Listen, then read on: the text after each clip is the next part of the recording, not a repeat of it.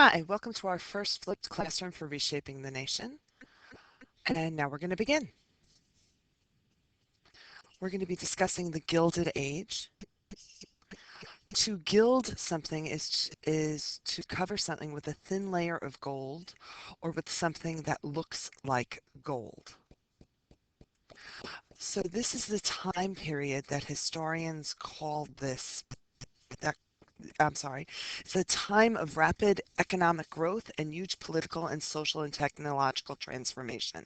We discussed we started to discuss it in our last class, and it was a time period of the United States becoming a huge industrial nation and a huge time of growth of cities, huge type of economic expansion. But the reason why it was called the Gilded Age, because it was a thin veneer, a thin cover of economic growth and a thin cover of things looking good and amazing, because underneath it all was corruption and things weren't as they seemed, and it wasn't golden for everyone and it wasn't amazing for everyone.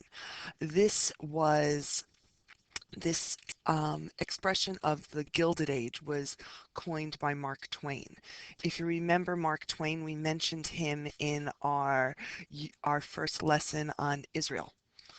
He was an American writer of this time period.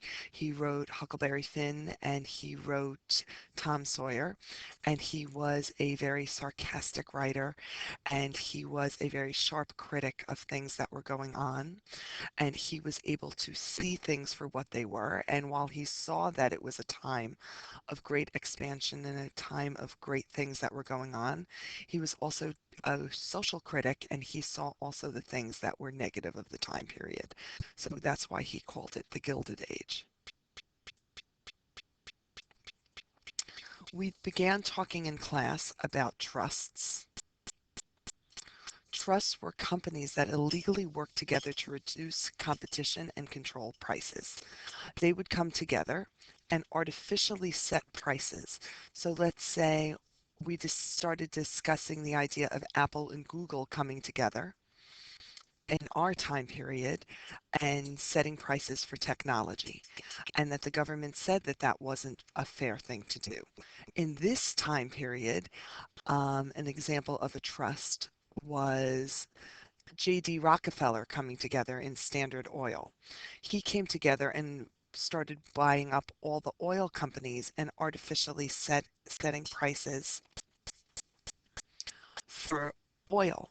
And he bought up all the oil companies and he set what the price for oil would be, and not allowing competition and free trade and free enterprise, and not allowing people to be able to compete with him.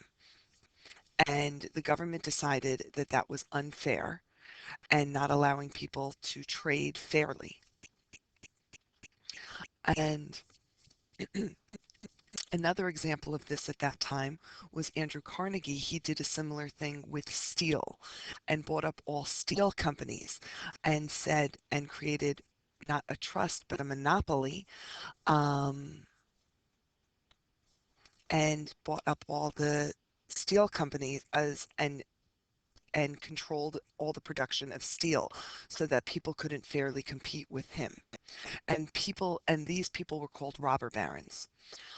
And a monopoly is if a company or a government has a monopoly of a business or political activity, it has complete control of it so that other organizations cannot compete with it. And then they unfairly control it and can manipulate prices. And the government decided that this was unfair and not democratic and did not allow people to compete in what we have in this country, which is the free enterprise system, and allowing people to compete fairly and have an even playing field. So they created laws that allowed people to compete fairly. And states tried to restrict these business combinations, these trusts and these monopolies, but what happened is they would just move to a different state and start creating these trusts and started creating these monopolies again. And each time a state would restrict the trade, they would just pick up and move to a different state again. So the federal government got involved and they created the Sherman Antitrust Act of 1890, and they tried to limit these monopolies and these trusts. But the Sherman Antitrust Act was written with very, very vague language and really wasn't a very strong piece of legislation because the trusts and the monopolies were very, very well financed and they lobbied against it and they helped the senators and representatives get elected to office, and they were not interested in having legislation be passed that would limit their power. So they so they influenced the senators and the representatives when they were writing this legislation. So while the legislation was written, it wasn't written in very strong language, but it was still written. And subsequent um, legislation was written that did limit trusts and did limit monopolies. And today, now it is now illegal to form trusts and it is illegal to form monopolies. Now, the question I have posed, you can see in front of you, is why do we need the government to regulate business? Oh, that should be business, not bossiness. Let's change that. Why do we need why do we need the government to regulate business? And is it the government's place to be doing this? Now, this goes back to the discussions we've been having all year long. Do we want big government or do we want small government? Is it the role of what is the role of government and how much government do we need? Is it the role of government to protect how much of a role do we want government to have to protect its citizens? And that this is a discussion that we will be having in class. How much government is good government? Now, this is the time in the Gilded Age of incredible growth in business, incredible growth in industry, and the primary focus of this time period was money and making money. And the captains of industry were interested in one thing, which was making money. And working conditions in factories and mines were incredibly dangerous and unhealthy.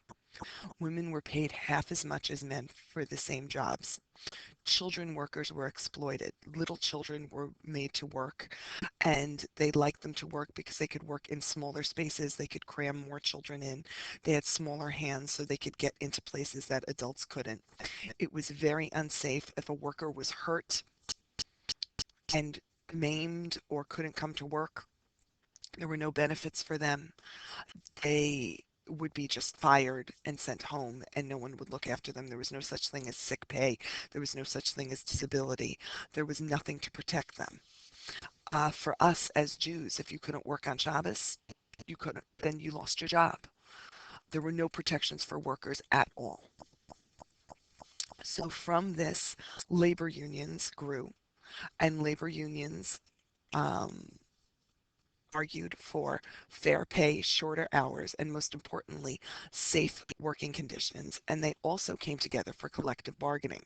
Collective bargaining is the idea that one or two people would go to management and bargain for the rest so that one person so that these people would come and discuss the needs of all of the workers so that individuals could not be fired for asking what they need for what they need. Now, the question is, why wouldn't work owners make safe factory conditions on their own? Why wouldn't they be interested in protecting their workers? Because the bottom line is that costs more money, and management is interested in making more money and not looking out for their workers because there are more immigrants and more people who always want jobs. So I don't have to take care of my workers because there's always someone who's interested in filling that job. So labor unions are a necessary ingredient and are necessary to protect the rights of workers because management won't take care of workers on their own because there's always someone interested in taking a job. There's always someone interested in filling that space. So if it's not for labor unions, if it isn't for labor unions, management will always exploit the workers. So it is a necessary component to have labor unions to protect the workers. And that is a labor unions are a natural outgrowth and a natural need from this time period. And that is it for the Gilded Age. Thank you for paying attention to this um, for for this flipped classroom. And if you need to, listen to it again to take notes. And I'll see you in next class.